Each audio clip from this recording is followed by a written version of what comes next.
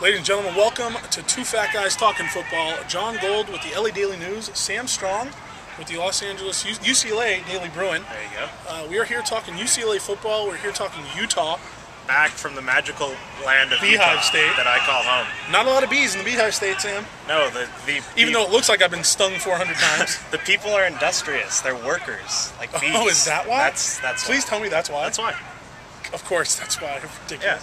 Yeah. Did you enjoy yourself? You know what? I had a good time showing you. I gotta say, I had a fun time on the Sam Strong honorary memorial tour. We took you to all the favorite eateries. Obviously, we did that. Yeah. Hires Burgers, guys. Hires Heads Big up. H. Hires Phenomenal. Big H. Yeah. Some pizza place was good. The pie. That was also good. Yep. Terrific. We had a good time. Yeah, it was. UCLA did not have quite so good a time. No. They got caught in a snowstorm. Yeah, and they did.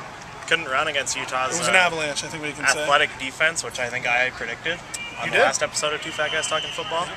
Are these episodes? Is that what we're calling them? What else? Installments? Web blog video? Vlogs. Whatever. Vlogs. Please, let's not call them vlogs. Yeah, but it was cool. I enjoyed being back. Yeah, but let's get down to brass tacks. UCLA, not so much enjoying it. Brass tacks? Rick Neuheisel? Okay.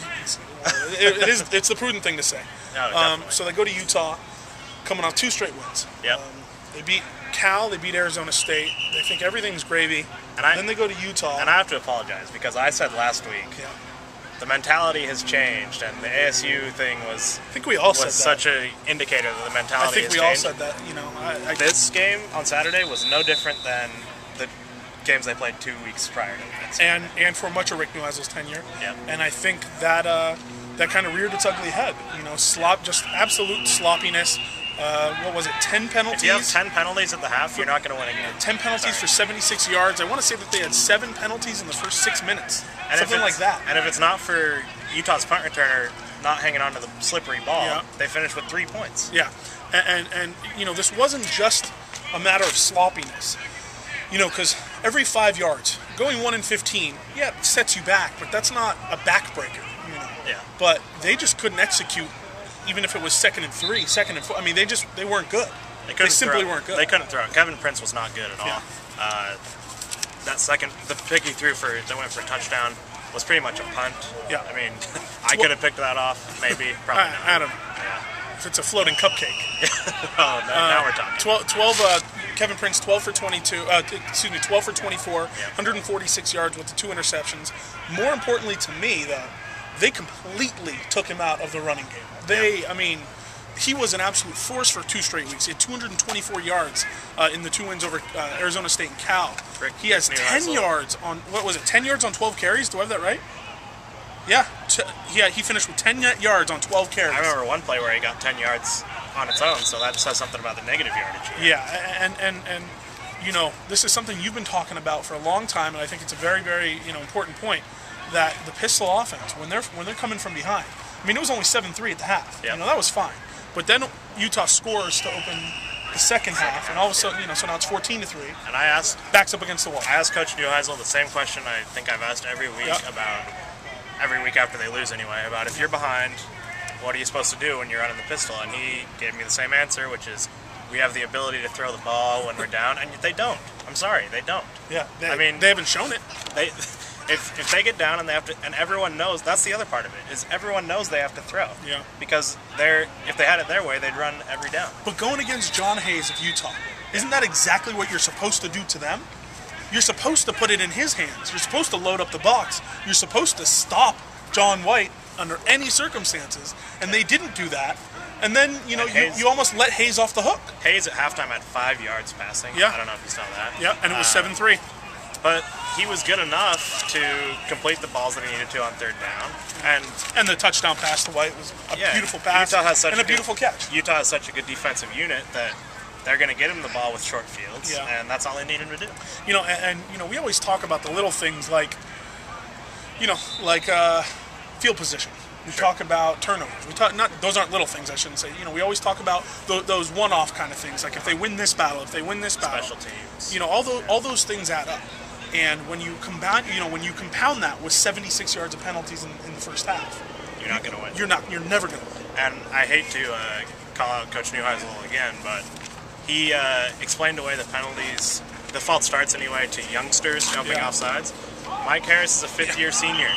So he's four false youngster. starts. Yeah, he had 4 of their 6 false starts. Kaimayaba had a holding. Kaimayaba had another holding that was Kai's a senior too. Called back.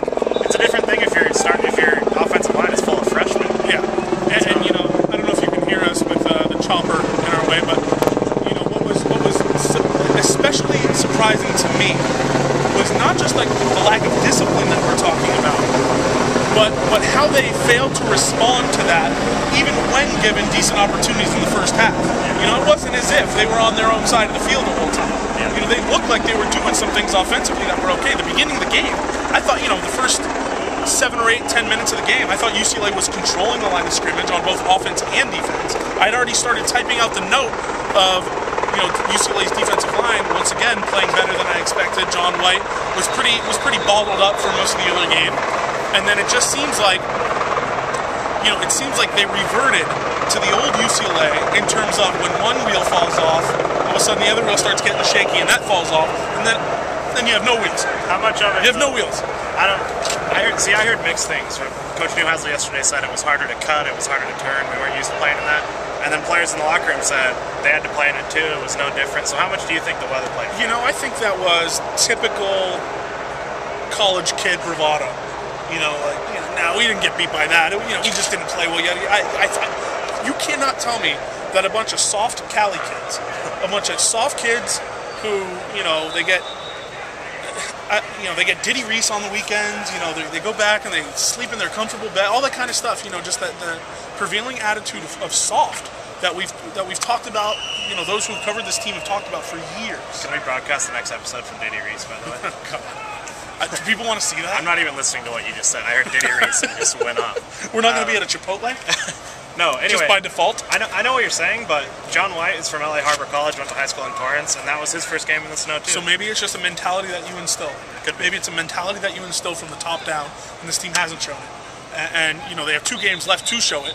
You have Colorado coming in, which shocked the world with a 48-29 win over Arizona, which beat UCLA 48-12 in week 7? Yeah. You know, so here we are once again. So many interesting ways the season could finish. Oh yeah, with that goals. Was fascinating. Yeah, we figured that out after the game. We were like almost like in a war room with this team does this, and then we had all these spreadsheets. We had Ryan Menezes there. He's good at math. He had an Excel spreadsheet, of course. Of course. And we kind of figured some things out. I wish we had a whole nother episode to kind of break that down. Yeah. But we'll have a clearer idea after this week. But you know, if we really, being honest, if everything plays out the way it should, you know, if UCLA will likely go 1-1, we would expect them to go 1-1. Definitely. You'd expect Arizona State to go 2-0. Definitely. You'd expect Utah to go 2-0. Definitely. They have a slight difficulty with Washington State, which showed some life last week, you know, beating Arizona State shockingly again. But so now you're looking at the Vegas Bowl. The Vegas Bowl. And that's me and you in Vegas. That's dangerous. But I'm how many buffets? I'm how under. Many, honestly, right now, do we just end up living in a buffet? I think so. I mean, I'm under 21, so. Are they gonna? I'll take my plate of buffet food into the arcade. Please just hang out at Circus the whole time. The Adventure Dome.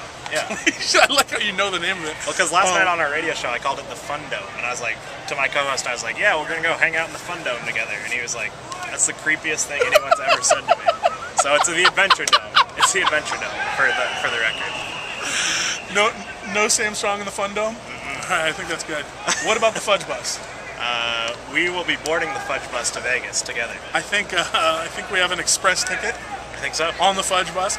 So to wrap this up, you know, we're looking at a big matchup at Colorado in terms of you know, with USC in the offing and the way they've looked recently, this is a must-win game if you're going to become bowl eligible.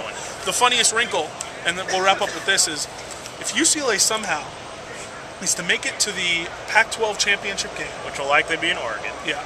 And they end up losing that game, which they will. They'd be 6-7 and ineligible for a bowl. And I would be home in my bed in Utah on December 3rd, and I'd be happy about that. You miss Utah already? Yeah, definitely. All right, guys. Thanks so much for watching. 2 fat guys talking football. John Gold, Sam Strong will be back next week talking USC. That's the big one. It'll be a big one. Can Rick Neuheisel hold on to his job if he beats USC? It's going to be interesting. I don't think so, but find out next week. We'll see. Thanks, guys, for watching.